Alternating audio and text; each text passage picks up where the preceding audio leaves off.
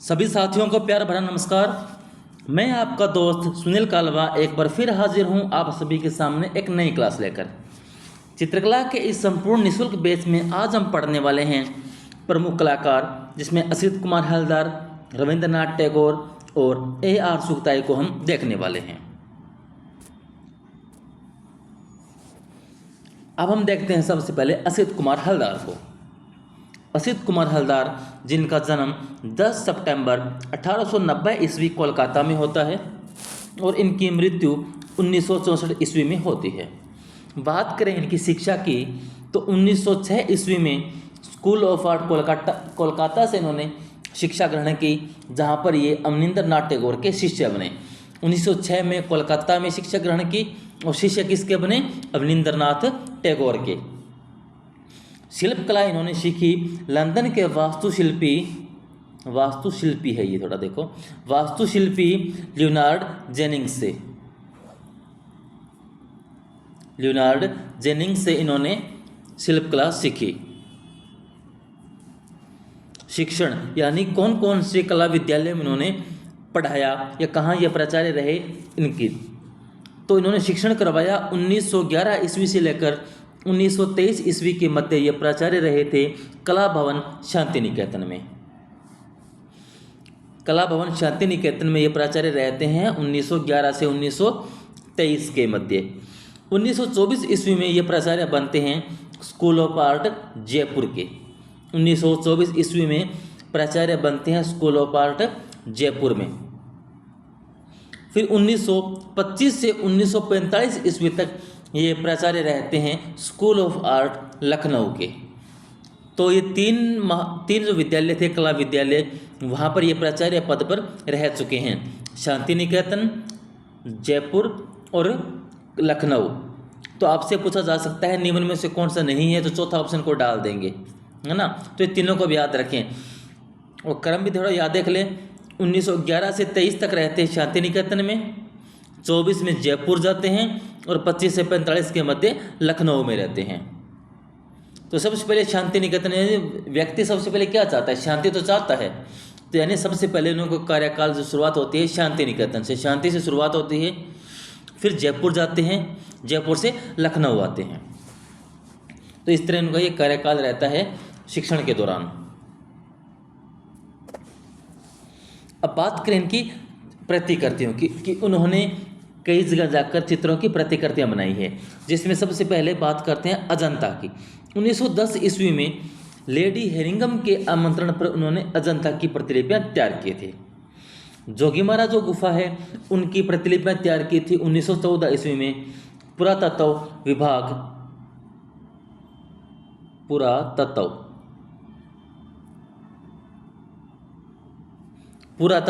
विभाग के लिए इन्होंने जोगीमारा की गुफा बनाई थी 1914 ईस्वी में।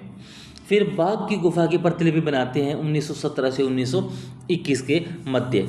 तो पहले अजंता है, फिर जोगीमारा, फिर बाघ। अजंता, जोगीमारा, बाघ, इस क्रम में इन्होंने प्रतिलिपियां तैयार की है, तो इनको भी थोड़ा याद रखें। फिर हम बात करें इनके प्रमुख चित्रों की, तो कुणाल, अकबर एक महान निर्माता, रहस्य, संगीत, राम और गृह, चंद्रमा और कमल, माँ और बच्चा, वेद अध्ययन, उसकी बापोती, असीम जीवन, कच देवयानी, कीमती उपहार, अनजाना सफ़र, बारिश के दिन, झरना और प्रकृति, द स्पिरिट ऑफ स्टार्म,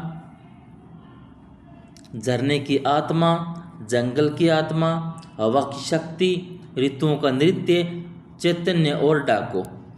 ये इनके प्रमुख चित्र हैं। तो अधिकतम चित्र इनके प्रकृति से संबंधित देखने को मिलते हैं, जैसे बारिश के दिन, झरना प्रकृति, स्ट्रिप ऑफ स्टार, झरने की आत्मा, जंगल की आत्मा, हवा की शक्ति, ऋतुओं का नृत्य, यानी प्रकृति और जंगल से संबंधित इनके काफ़ी चित्र देखने को आपको मिलेंगे। तो ये इनके प्रमुख चित्र हैं, आप इनको याद रखें, एग्जाम में पूछे जाते हैं। इनकी प्रतिकृतियाँ अवश्य एग्जाम में पूछी जाती है कि उन्होंने अजंता की प्रतिलिपियाँ कब तैयार की, जोगीमारा की प्रतिलिपियाँ कब तैयार की, या बाघ गुफा की प्रतिलिपियाँ हैं या प्रतिकृति जो है कब इन्होंने तैयार की, या कौन कौन सी जगह की उन्होंने प्रतिकृतियाँ तैयार की है। तो इससे रिलेटेड प्रश्न एग्जाम में आते रहते हैं, तो आप इनको पढ़ते रहिए, बार बार पढ़ेंगे तो अच्छे से याद हो जाएंगे। चित्र श्रृंखला इनकी है उमर खयाम और मेघदूत। इन्होंने दो ये चित्र श्रृंखला भी बनाई है, उमर खयाम और मेघदूत। ये ख्याति प्राप्त भित्ति चित्रकार हैं। ये ख्याति प्राप्त क्या हैं? भित्ति चित्रकार माने जाते हैं। जॉर्ज पंचम के कोलकाता आगमन पर स्वागत आशिया ने को फ्रेस्को तकनीक से विशाल चित्रों से सजाया था। यानी जब जॉर्ज पंचम है भारत आते हैं, कोलकाता आते हैं, तो वहाँ उनको स्वागत करने के लिए जो तैयारियाँ होती है उसके अंदर ये फ्रेस्को तकनीक से विशाल बड़े चित्र बनाते हैं। कास्ट पर वार्निश, यानी लकड़ी पर वार्निश से लाख की एक पद्धति है, लाख की वार्निश करते हैं लकड़ी पर, एक टेम्परा पद्धति अपनाते हैं। इस विशिष्ट तकनीक को इन्होंने नाम दिया लेक्वेयर टेक्निक या लेसिट भी कहते हैं इसको, लेक्वेयर टेक्निक या लेसिट। ये तकनीक है लकड़ी पर वार्निश या लाख की वार्निश के द्वारा एक पद्धति है, इसको कहते हैं। और ये तकनीक एग्जाम में पूछी जाती है कि लकड़ी पर वार्निश या कास्ट पर लाख की वार्निश, ये तकनीक जो थी किसके द्वारा विकसित की गई, किसने अपनाई, इसको क्या कहते हैं? तो ये असित कुमार हलदार की थी और इनको लेसिट भी कहते हैं और लेक्वेयर तकनीक भी कहा जाता है। इनकी प्रमुख पुस्तकों में देखें तो art and tradition, our heritage in art, Indian culture at a glance, ये इनके प्रमुख पुस्तकें हैं। मेघदूत और ऋतु संहार जो है, इन पुस्तकों का इन्होंने बांग्ला में अनुवाद किया था। पुस्तक भी आप देखते रहिए, काफ़ी इंपॉर्टेंट है, एग्जाम में पूछ ली जाती है। अब हम बात करते हैं AR चुगताई, अब्दुल रहमान चुगताई की। इनका जन्म होता है 21 सितंबर 1897 ईस्वी लाहौर में मुगल परिवार में, यानी जो मुगल कलाकार परिवार थे उनके परिवार में इनका जन्म होता है, यानी इनके वंशज माने जाते हैं, मुगल कलाकार थे। मुगलों के समय जो कलाकार काम करते थे उन्हीं के वंश के अंदर अब्दुल रहमान चुगताई का जन्म होता है 21 सितंबर 1897 ईस्वी लाहौर में। शिक्षा प्राप्त करते हैं मीर बख्श से, जो इनके प्रारंभिक शिक्षा के कला गुरु थे। प्रारंभिक कला शिक्षा जो है मीर बख्श से प्राप्त करते हैं। फिर ये फोटोलिथो सीखते हैं मे कॉलेज ऑफ आर्ट से, लाहौर स्कूल ऑफ आर्ट और कलकत्ता से, यहाँ से इन्होंने फोटोलिथो का कार्य सीखा।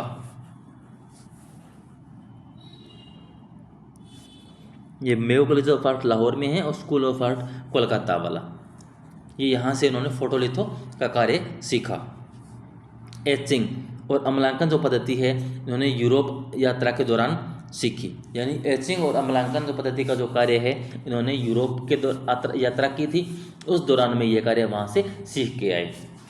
वो पद्धति सीखी उन्होंने दिल्ली के उकील बंधु से, जैसे सादाचरण उकील है, उनसे इन्होंने वो पद्धति तकनीक सीखी। छापा चित्रण सीखा इन्होंने लंदन से। तो इनको चीज़ आप याद रखिए, फोटोलिथो कहाँ से सीखा? Mayo school of art Lahore से व कोलकाता स्कूल ऑफ आर्ट से। एचिंग पद्धति कहाँ से सीखी? यूरोप की यात्रा के दौरान। अमलांकन पद्धति या एचिंग या अमलांकन एक ही बोलते हैं उनको, तो ये कहाँ से सीखा? यूरोप यात्रा के दौरान। वॉश पद्धति कहाँ से सीखी? दिल्ली के उकील बंधुओं से। और छापा चित्रण कहाँ से सीखा? लंदन से। तो ये उनकी जो शिक्षाएं हैं वो है। और प्रारंभिक शिक्षा कहाँ से प्राप्त करते हैं? मीर बख्श के द्वारा, मीर बख्श से ये प्रारंभिक शिक्षा ग्रहण करते हैं कला के। शिक्षण की बात करें तो इन्होंने Mayo college of art Lahore के अंदर शिक्षण कार्य करवाया था। वहाँ पर ये क्रोमोलिथोग्राफी के व्याख्याता थे। क्रोमोलिथोग्राफी के ये व्याख्याता रहे हैं लाहौर स्कूल ऑफ आर्ट या Mayo college of art Lahore में। अब हम बात करें इनके प्रमुख चित्रों की, तो सबसे पहले आता है राधिका, उषा, बंसी युक्त कृष्ण, अर्जुन को निर्देश देते कृष्ण, द्रौपदी एवं पांडव, चैतन्य की पत्नी, जंगल में लैला, बुझिलो, गीतदान, प्रणयी, सांध्य गीत या प्रणयी का सांध्य गीत, सन्यासी आदि इनके प्रमुख चित्र रहे हैं। खान बहादुर की पदवी अंग्रेज सरकार द्वारा दी गई थी। इनको खान बहादुर कहा जाता था और ये पदवी, ये उपाधि इनको अंग्रेज सरकार के द्वारा दी गई। तो एग्जाम में कई बार पूछा गया कि खान बहादुर किस चित्रकार को कहा जाता है, तो खान बहादुर कहते हैं हमारे AR चुगताई को। अब्दुल रहमान चुगताई को खान बहादुर भी कहा जाता है। विभाजन के बाद ये पाकिस्तान चले गए, जब देश का बंटवारा हुआ तो ये पाकिस्तान चले गए। अब हम बात करें रविंद्रनाथ टैगोर की। रविंद्रनाथ टैगोर, इनका जन्म 1861 ईस्वी जोड़ासा को कोलकाता में होता है। मृत्यु इनकी 1941 ईस्वी में होती है। 1913 ईस्वी में इनको नोबेल पुरस्कार से सम्मानित किया जाता है। 1920 ईस्वी में इन्होंने शांति निकेतन की स्थापना की और वहीं पर कला भवन की स्थापना भी की। 1924 ईस्वी के लगभग चित्रकला का अभ्यास आरंभ करते हैं। तब तक इनकी उम्र लगभग 67 ईयर्स हो जाती है और इस उम्र में जाकर ये चित्रकला का अभ्यास प्रारंभ करते हैं। यानी कला की सीखने की कोई उम्र नहीं होती। देखिए आप, जब लोग 60 साल में बूढ़े मान लेते हैं, 60 साल में रिटायरमेंट हो लेते हैं कि हम बूढ़े हो गए, रिटायरमेंट हो गई, इस उम्र के बाद इन्होंने चित्रकला सीखी और प्रसिद्ध चित्रकार के रूप में जाने गई। तो 1924 ईस्वी के दौरान इन्होंने चित्रकला का अभ्यास प्रारंभ किया। 1926 ईस्वी में कपड़े या उंगलियों को स्याही में डुबोकर चित्रण करना प्रारंभ किया। इनके चित्रों की प्रदर्शनी की बात की जाए तो 1930 ईस्वी में प्रथम प्रदर्शनी होती है पिगाल गैलरी पेरिस के अंदर।